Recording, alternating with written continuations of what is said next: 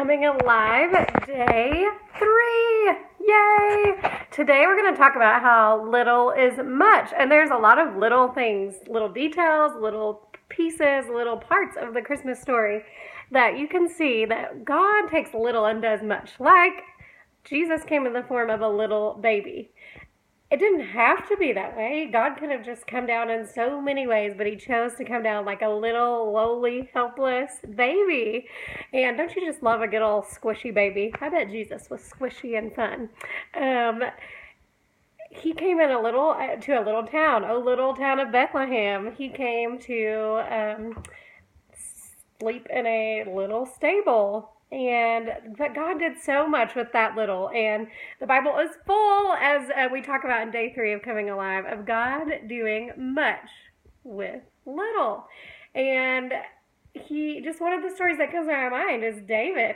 And in 1 Samuel chapter 17, it tells us he's just a young little boy, basically a teenager, and kind of taken by his family as like, you're just a little shepherd boy. And they had this giant Goliath that was coming and intimidating Israel and every day threatening Israel. And they sent out the armies and no one would come against him. But David, he said, you know what? I trust my God to be very, very big. And so he takes little stones in 1 Samuel chapter 17. And he says basically Goliath has defied the armies of God. And so the Lord who delivered me from the lion and from the bear will deliver me from the hand of the Philistines. So he took little stones and a little slingshot and he knocked that giant down. God did much with his little.